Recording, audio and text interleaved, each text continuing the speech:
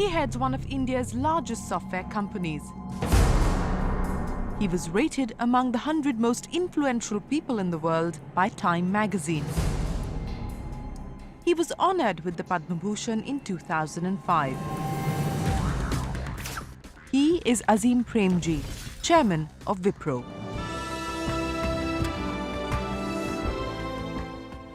All of 21 and still pursuing his electrical engineering at Stanford, Premji had to take control of Wipro after his father's sudden death.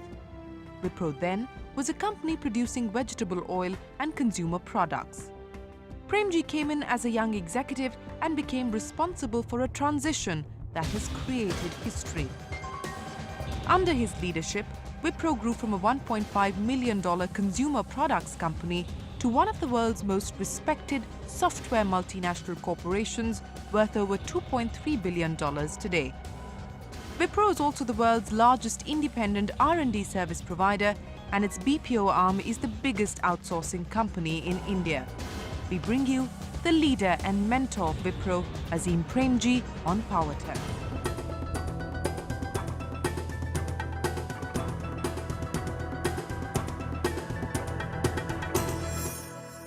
Mr. Premji, thanks very much for speaking to us on CNBC-TV18. Let me start by asking you an interesting quote that I read of yours. Apparently, when you took over the reins of the company, when you came back and you were just 21, at your first AGM, a shareholder said, Mr. Premji, you should sell your shareholding and give it to more mature management because there's no way a person of your age and experience can lead this company. If you were to meet that shareholder today, what would you say to him? Poor fellow's dead, so I cannot meet him. Well, I think he has to judge us in terms of what we have achieved, and I think he was able to do that 10 years later and 15 years later. He was one of our earlier shareholders, and I think it was a good comment which he made because it really got my determination up to prove him wrong. Did you for a second consider what he had said to you? No. No. But was it the internal skepticism or the external skepticism that bothered you or that made you sort of want to prove a point more at that point? I think it was external. More than internal. Internal, it was a small company with a lot of loyalties to leadership. So the internal skepticism was not allowed to be present. But I think external skepticism was obviously there because it was a difficult industry, inexperienced leadership. Can you make a success of it or not make a success of it? When did you feel that? It was a question which everyone would be asking, I suppose. So he just articulated it. Well, he articulated it. And when did you finally feel that you had found your voice, that you had found your feet in the business that you took over? Oh, maybe 7-8 years later. Yeah? It took that long? It took that long. Maybe I was just a slow learner. What is the big turning point for you? I think success. Success breeds on success. Confidence of being able to get into depth, confidence of being able to understand fundamentals when you get into depth, confidence of being able to mobilize teams to get them to move towards a common purpose, and then seeing the end product of it in terms of commercial results, because that is a key parameter for every business organization. And teamwork. But did you go through any sort of formal grooming? Did your father explain the ropes to you, explain the nature of the business and the game to you? Because you were at Stanford, you were barely 21, you took over the company in circumstances that you had not imagined or contemplated. Was there any sort of formal, structured grooming that had been taken place before that? No. No, not at all. So you because it was not certain that I was going to get into working with my father anyway. What would you have done otherwise? Well, I would have liked to work if I had a choice at that point of time with the World Bank or an equivalent organization for a few years till I got my grounding and really what I wanted to do. I went for engineering because at that time for undergraduates, that was the only thing that the Reserve Bank permitted. But one broadened a lot in the engineering course, which an American university gives you the benefit of. So I came out as really a generalist rather than an engineer. So we could have seen you in an economist avatar, is it? Perhaps. Well, coming back, what was the most frustrating battle for you when you actually got into the company, when you decided to change mindsets, when you decided to diversify, turn the company from what it was into what it is today? What was the most frustrating battle for you? And you've seen several innovations along the way. What do you think has been the most critical and the most major one for you? I think the most frustrating thing was that we were a pure commodity company. We were in vegetable oils, we were in oilseed crushing. We didn't have a brand. We sold to wholesalers. So we didn't have a channel. So it was a question of re-engineering the entire business model of the company to build a brand and to build loyal and deep-rooted distribution channels which reach the consumer, not the trader. I think that was the most important re-engineering we had to go through with the company. And to bring a measure of judgment based on science into what we bought and what we sold. But 1980 is when the technology avatar or the technology foray for Wipro really began, which wasn't really Wipro in 1945 when the company was actually established. How much of a gamble at that point in time did you think the technology business was going to be? Or were you quite convinced that it was something that would work? You know, the late 70s, early 80s, diversification was the style to be in. So it was very natural for people to diversify, particularly in India, because the markets were just opening up. So it was not unusual for a company to diversify, which is different than what is the culture But today. diversify from a commodities company into a technology company? In a way, yes. Diversification was diversification. And we just found an opportunity had come up. What we were looking for was a technology diversification, which was in the high-tech area, and which could give us a possibility of a second service stream in addition to a product stream. And we just zeroed in on computers because the opportunity was there. A leader in the market had exited the country. And we were able to put an act together. We invested a lot in R&D, we invested a lot in application software, and we were an instant hit. And we fed on that success, and we plowed back the cash flow from the success to finally build a global software export business, which has been fairly successful so far. But in 1980, when you devised the blueprint, when you designed the game plan for the IT business as it currently stands, within the company, did people buy into your argument? Did people buy into your logic? Or did you have to really play a sort of mental battle of trying to convince them to move on to your side? I think what we did, and I think we did that well, is that we organized different businesses differently. We organized leadership differently. We organized teams below that leadership differently. So to a very large extent, the mainstream of the company was not directly involved with this diversification, which is why we were able to start with a white sheet of paper and put together a team dedicated to making this business a success, and put together people both from college, from science institutes, and from competition to survive in terms of the success of the business. If the business didn't succeed, they would have not survived. But how hands-on were you right through that period? In terms of business models, in terms of people, very hands-on. In terms of technology, I left it up to people because I think they understood better than I understood it. I read a story somewhere that you would actually sit in a cycle rickshaw and visit the alleys in Chandni Chowk along with your sales team. Is that accurate? Yes, but we were originally in consumer products, and that's the nerve center of the company. But you actually did this? They don't teach you in business school. I did that till about even 10, 12 years back. Then I got too visible, so I was not getting unbiased reports in the marketplace. I thought it was counterproductive then. That seems a far cry from the Azim Premji that most people seem to perceive, or that most people seem to think of. There's almost an air of inaccessibility. Where do you think that perceptions come from? I'm more inaccessible to the press. I'm very accessible to everyone else. You're just inaccessible to the press. Why is that? I'm less accessible to the press. Why is that? I think it's just a matter of prioritization. It's a matter of trying to project a company versus trying to project oneself. But in an age of soundbite journalism, in an age where everybody in corporate India is actually out there making a pitch not just for their companies, but making a pitch on every single issue possible, don't you think that maybe, you've lost out on the perception or the mind game in that sense? I think that's for you to judge, really. I think something is basic to one's personality. Why should one try to go against the grain? Okay. It's fundamental. Until 1999, Wipro was a $150 million company. This was the year Vivek Paul joined Wipro and became its poster boy. Industry watchers say Paul was instrumental in taking Wipro to the $1 billion mark in 2004. Paul's inorganic growth strategy helped Wipro steal the thunder from the likes of IBM and Accenture.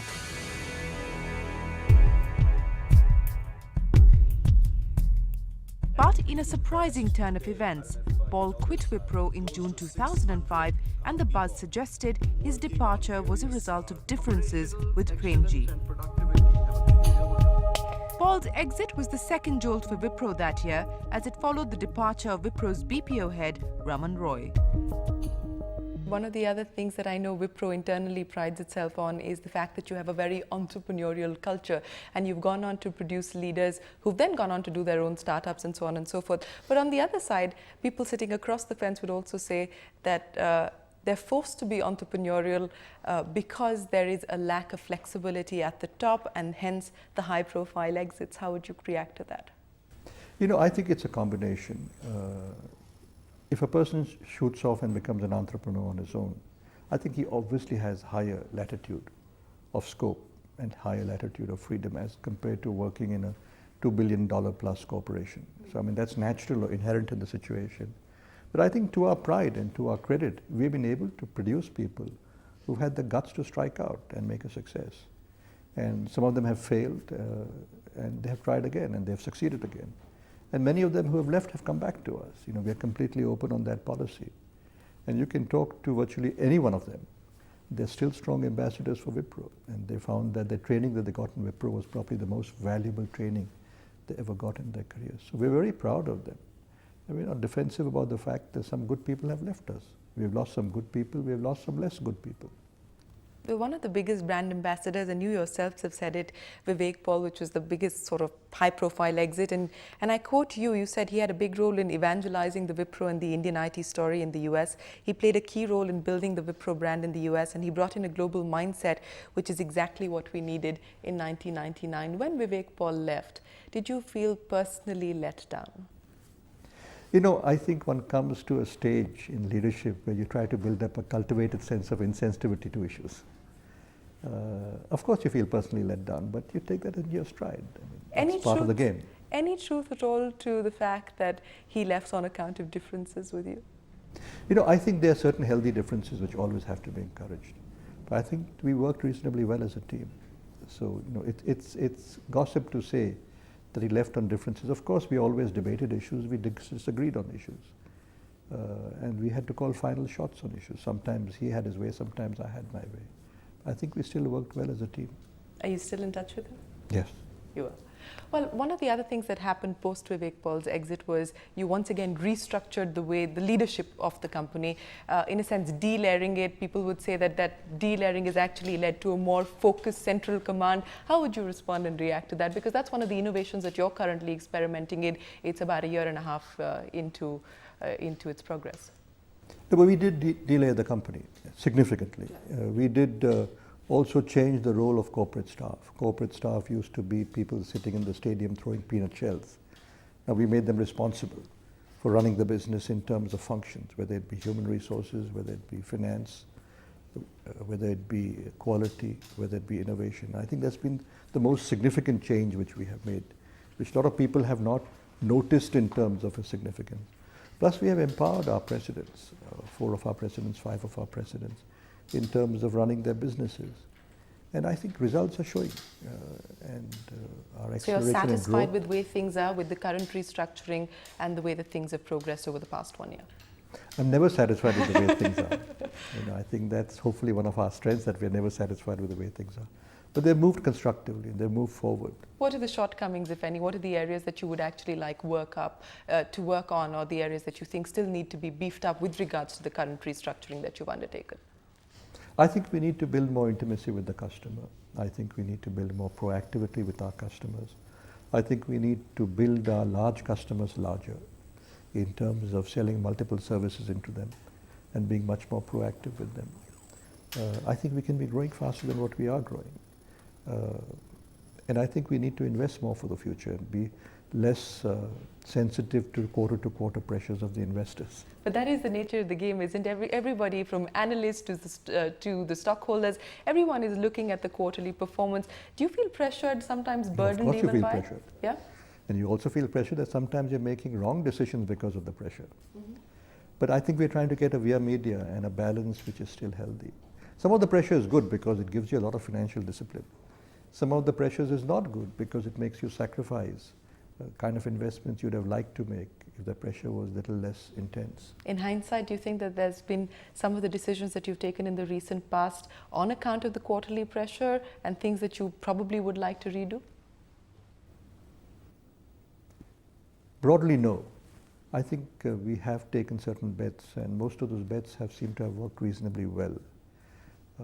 You'll always find some bets which have not worked well enough, but on an overall measure basis, I think we have done what we had to do.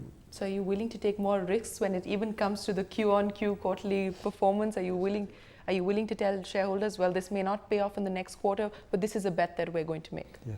You are. And how Clearly, soon are we going to see this panning out for the company? I think you're seeing it panning out now. I don't think it's something which is incremental. I think we've set a direction. We're willing to make bets, and I think we will continue to set a direction where we're willing to make bets.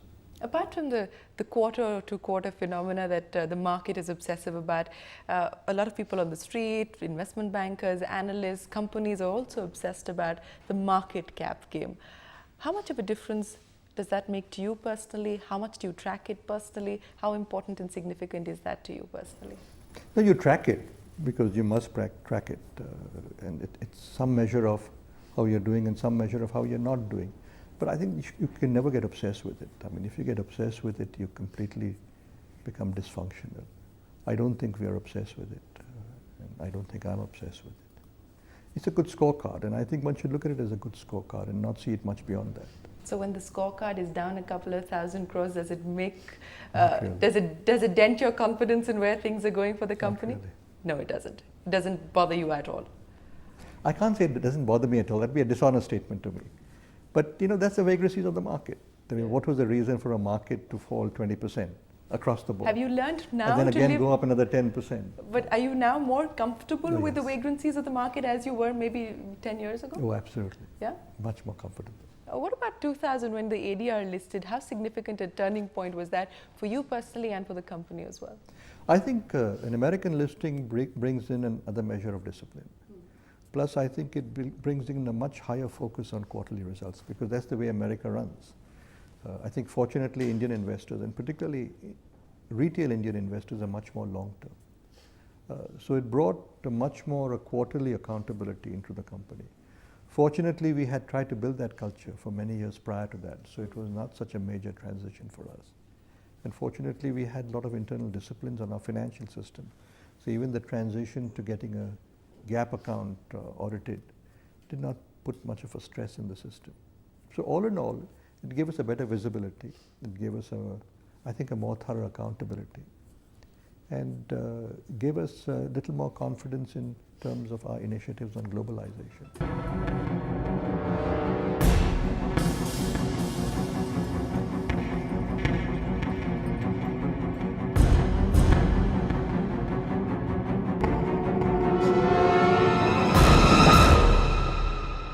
One of the other critical challenges that is facing the IT industry, and we've got all sorts of figures doing the rounds of about $2.3 billion being spent over the next 3 years to train new people coming into the IT industry, especially on the BPO front. Any innovative ways that you've actually managed to tackle attrition? Because attrition has been fairly high, even as far as Wipro is concerned. We have been able to tackle it, but not to our satisfaction. Attrition control is never to your satisfaction. We would like to have attrition which is below 10%. It's currently above 20%. We are running at about 12, 13%. Okay. Voluntary attrition, about 12% voluntary attrition. I think at the end of the day, it's leadership. And the most important investment you can make to have people continue with you and have people enjoy continuing with you is to see to it that the supervisor is a good person as a supervisor. That is the fulcrum of all attrition, in my opinion. The rest are nice surrounds to it. I think they're important. Compensation is important, career options are important, training is important, rotation of people is important. But I think at the fulcrum, the heart of the issue is the right supervisor. And supervisors are good at being supervisors.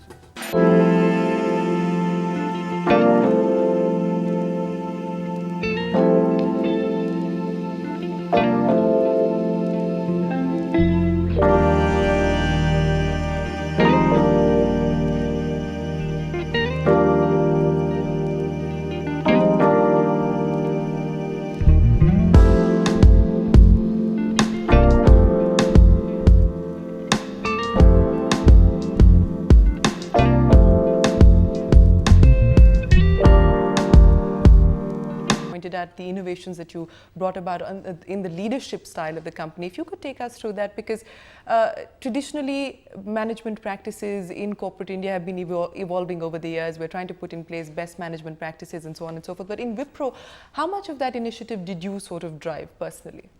I think the most important original initiative or innovation which we drove was bringing professionalism into a commodity business of oil purchase, oil trading, manufacture of a finished product, which was Vanaspati at that stage, which was a very commodity product. I think we were the first company, probably in India, who started inducting MBAs into oil trading, because we believed that it was, to a very large extent, a calculated judgment of when you buy and when you sell. And any training mentally, which gave you a discipline to be able to assess the pros and cons of it, was just as valuable as experience. And we permeated that right into the company in terms of its professionalism. We invested a lot in people fresh from college. We invested a lot in training at a very early stage. We invested a lot in terms of leadership, mentoring people. And that built a very strong backbone of people in terms of supervisors, middle management and senior management, many of whom still continue with the organization. If you really see our top management of 70, 80 people, the majority of them have spent more than 10 to 15 years to 20 years with the company. So a lot of them who were with us in the 80s are still with us in the year 2000 on, which is really the backbone of the company. At the same time, I think what we did, and I think we did this well, we continuously inducted a certain number of senior management from outside to be able to encourage a certain measure of cultural diversity and a certain measure of outside fresh thinking. And we have been successful as a company in being able to integrate a lot of senior management we have been taking from outside into the culture of the company and adapting to the best practices that they have brought in terms of culture, which has been quite unique. It's made our culture much more porous than many of our competitors. How would you say the culture of the company has evolved since 1945? The company is actually as old as you are. How do you think that the culture of the company, the ethos, the philosophy of the company has evolved over the years? I think we're far more customer oriented now, because the nature of our business is service. And unless we put the customer right in front, we cannot be successful. So we are far more customer oriented. We are far more evaluation oriented. In that we measure what we do. We measure it all the time. We're a very measurement oriented company in the sense that we believe you cannot get results, you cannot get improvements, you cannot get excellence unless you're continuously measuring in terms of certain benchmarks and standards which you set for the self. How open are you to feedback, to criticism, to internal sort of suggestions on the way that things should be run within the company? But that's inevitable in most leadership today. But you have a structured feedback process? Yes. We introduce 360-degree appraisals for everyone, starting with me, probably about 13, 14 years back, much before it became fashionable. It's become very fashionable now. When we pioneered it, we were among the first companies to do it. So it's very much an ingrained part of our culture, and we continue to do it on an annual basis. We just believe that the feedback is so valuable from a development point of view that we should have an annual frequency of that feedback. So what's the feedback that you've gotten personally about the strengths, the weaknesses, the possible changes? Well, one has to be more empathetic to people. One has to drive oneself less and work a little less. And one should take more risks. Are you a hard taskmaster? I suppose, in a high growth company, in terms of a very changing environment and a very technologically high end, you have to have very high standards. If you don't have very high standards, how do you build high standards across the company? But, speaking, you talked about risks. You seem to be, at least Wipro seems to be ahead of a lot of the other companies when it comes to making acquisitions, inorganic growth. You've got a, string of pearls philosophy, which seems to be working very well for the company. So why do you think you're risk averse? Or do you think at least the risk averseness has gotten better over the years? No, I think we could be taking more risks. I think we have demonstrated quite a lot in the past 8-9 months, particularly in terms of some of the acquisitions we have been doing, and particularly in terms of doing it to the frequency and the complexity at which we have done it. But what people have not realized is that how much homework we have done before making that acquisition, and how much learning we have got in terms of how do you do an integration of an acquisition well. I think all in all we seem to have done well. Plus, we have invested much more now in terms of what we are building for tomorrow and what we are building for day after. But I still think we should be doing more. So has that message gone down to the core of the organization that you're a company at this point in time that's ready to take on more risks? Maybe 70% the message has gone down. 70%. People are still watching. When is 100% going to go down? Hopefully in 6 months. So is that going to lead to more inorganic growth? Is it going to lead to more innovations and more out-of-the-box ideas? I think it will lead to more innovation. It will not lead to more inorganic growth because we are not looking at acquisitions as an aggregation strategy on growth. We're looking at it as an expertise building process and getting very good local people in overseas countries in the front end. Sometimes you get them better through an acquisition than you can organically in terms of hiring them and building them. It cuts short time. So what kind of innovation would you like to drive through this 100% message that you're sending down, almost like a thunderbolt? What is the critical area that you feel the company at this point in time needs to fast track, move forward on? I think it's innovation. You know, we've had an innovation process now for about 6 years. It's a structured process, you know, with the Innovation Advisory Board, Innovation Council, Innovation Champions, and Innovation Projects. We have more than 50 projects running on innovation. We have multiple centers of excellence. We have more than 40 centers of excellence which are embedded within our verticals. But what we have done in the past 6 months is got into a new structured process which we call quantum innovation, where we are using an external facilitator in terms of a consultancy company. And now we are putting our bets on 5 major quantum innovation projects which we have kicked off with dedicated teams, full-time, of our best people in areas which we think can make a significant difference going forward in terms of large addition to revenue for the company. Innovation projects in business which we do today accounts for about 5% of our revenue, which is about $100 million a year, or about 500 crores a year.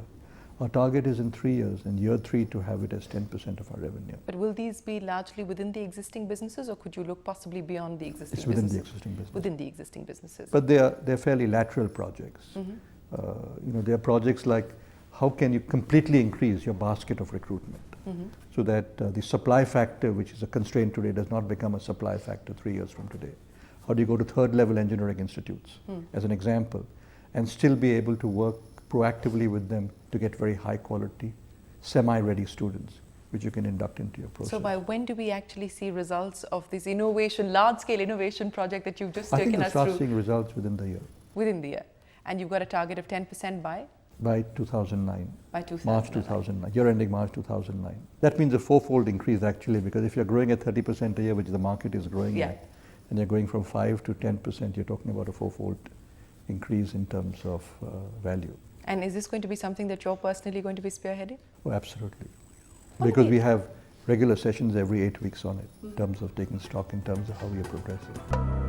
Information technology in India has existed and thrived for about 3 decades now. The journey that was kicked off by HCL Technologies, Wipro and Infosys has reached a point where the world symbolizes India with IT and software. But how closely does Azim Premji monitor his comrades and rivals? In a strange coincidence that both Infosys and Wipro are going to be completing 25 years of the IT business practically within the same period. How do you rate your peers? What are your thoughts on your peers? Do you keep pace with what they're doing, with what they're not doing? Do you keep pace with all of that? Well, of course you keep pace. Yeah. And if they're better at you at certain things, you try to figure out how they're better, why they're better, and how you can be even better than what they are at in those particular things. So we track our competitors all the time. I think we should be tracking our competitors even more thoroughly than what we are doing today. So if I were to say Infosys and ask you what you think personally are the biggest strengths for Infosys, what is the formula that seems to have really worked for it? What do you think it would be? Well, I think it's a first-rate organization. Like I'm sure they think we are a first-rate organization. I think they have strong leadership. I think they have a good discipline of performance. And I think they are also investing for the future like we are investing. But how do you think you would differentiate Wipro for an Infosys or a Satyam? I think you have talked about how you want to be more on the lines of an IBM and an Accenture, not really on the lines of an Infosys or a TCS. But what would you think are the main differentiators really in that sense?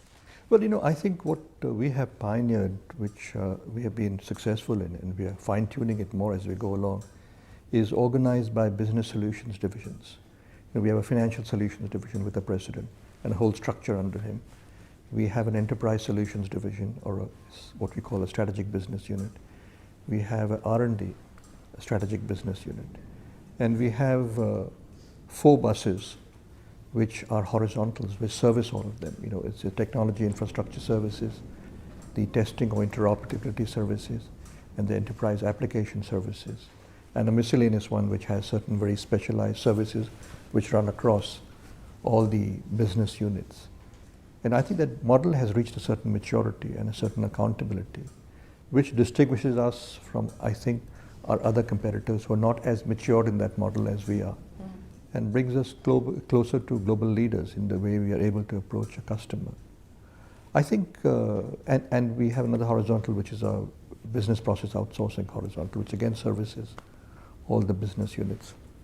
I think we are also more delegated in terms of profit accountability vis-a-vis these business units than some of our other Indian competitors. I cannot say all of them, but I can say some of the other Indian competitors. And we have been able to strategically build our domestic IT business as a major incubation center for certain new services because of our strong presence here and our strong brand here. We've been able to pull together all the learnings of our domestic IT business in services into our global business very, very successfully. One of the growth drivers for Wipro going forward is what the government is also betting on, is the SEZs. You've already won about 6 approvals across India. How soon are we actually going to see your plans for the SEZs develop? And also government policy being questioned by some, being accepted by others on this matter. Where do you currently stand on the SEZ policy? No, we are okay on the SEZ policy. I think it has been articulated or re-articulated recently by a new committee which has been formed. And it's going forward. But I think this whole issue of taxability of the software industry versus non-taxability of the software industry has been taken completely out of proportion. If you see the software industry today, which is in a tax-free time period up to 2009, the average tax which an average software company in India is paying is about 16 to 17%. The average tax of the top 100 companies in India is about 20%. Because of various tax shields they've been able to get, including going into Himachal Pradesh, going into Uttarakhand, etc. So I don't see what the issue really is. This is an export industry which is virtually 100% export. Right. And if that export industry is having an average tax rate of 16, 17%, and non-export industries in the top 100 are having tax rates of 20 and 21%, what is the real issue? So when are we going to see Wipro's development centers as part of the SEZ plans up and running? Well, they're already up and running. We have one up and running in Kolkata. You'll have the ones in Bangalore up and running in the next 2 weeks, 3 weeks. And you'll have the ones in Hyderabad as well as in Cochin up and running very quickly. So you're looking at maybe other cities? Oh, absolutely. Yeah. So how many would you intend to in the next maybe 2 or 3 years or 5 years? Maybe in half a dozen more. Half a dozen more. So you've already got 6 and you're maybe looking at another 6 odd. So one of the other things that one would like to talk to you about is Bangalore and the way that it is currently structured, because it's been a sore point for most IT companies. You've gone on record talking about the dismal state of the infrastructure. Are you going to continue with trying to get the government to do something about it, or are you taking matters into your own hands? No, I don't think it's a question of individual companies taking it up with government now. I think it's a question of a citizens issue. I think there's a lot of back pressure building up on the government through common citizens because their commuting times have increased, their water supply is no longer hygienic, pollution levels have gone up. So it is a citizen issue, it's no longer a software issue versus the government. But if the infrastructure mess in Bangalore isn't sorted out soon enough, Wipro's expansion plans going to be more outside of Bangalore and maybe in other areas like Kolkata, where you've got the state actually backing infrastructure in a big way? But it is already happening. Yeah. So I don't think there's anything new happening.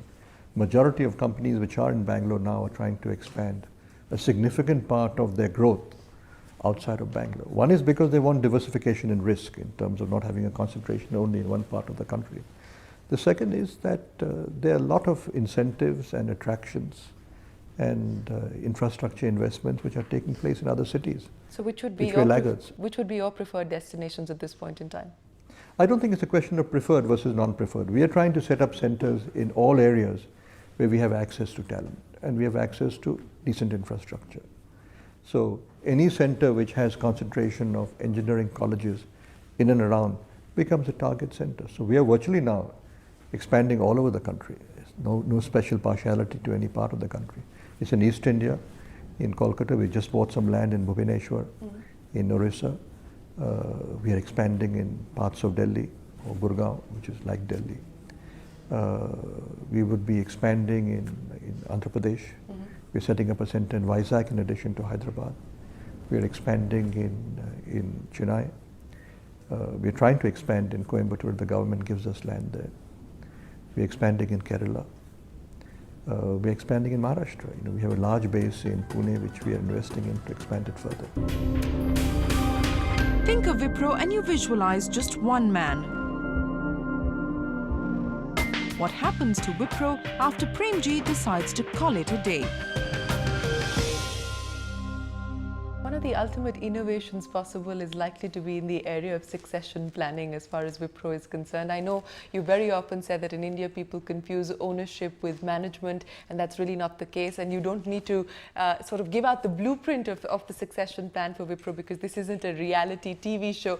But if you could just illustrate for us or give us a sense of how you plan to address that, because in corporate India, succession planning has been treated almost in a casual and a cavalier fashion. Yeah, but succession planning is fundamental to a people business. We have a very structured process of reviewing at a board level succession plans to the top 75 people in the organization in terms of who's ready today, who's ready in the next 2 years, 3 years, and who's potential 5 years from today. That applies for my job also. That's a regular drill process which goes on all the time. So if you're asking me whether there are identified successions to me in the organization, of course. We'd be a fool as an organization if we didn't have that as a systematically thought through process, which we review in depth with our board of directors at least once a year. We do it twice a year in terms of review in depth. And we intend to keep improving on that process. Is there going to be a CEO anytime soon? Well, I'm the CEO for all practical purposes today. So when I decide to retire, there will be obviously a person who takes over from me. And your sons, I know one of your sons is working with the Azim Premji Foundation, but any plans to bring them in a formal fashion onto the company's board or onto the company itself? Any timelines set? Any targets on that front at all? No specific plans at this point of time. No, or if they are, we will not share them. All right, sir. So final question to you, Mr. Premji, before we say goodbye to you on this edition of Power Talks. Well, almost 25 years, almost 60 plus years for the company. Where would you really like to see Wipro over the next 5 or 10 years? What do you think is the signature Azim Premji style that you would like to lead the company with? We certainly like to be among the top 10 global service providers in the world, both in terms of revenue size, in terms of profit size, and in terms of reputation. As an organization, the best people want to work with and the best people want to build a career with. We'd certainly like to be in the top 5 in terms of respect of our customers globally in the services field. We're getting there very quickly. In terms of a customer goodwill, whereby customers would prefer to do business with us as compared to doing business with anyone else.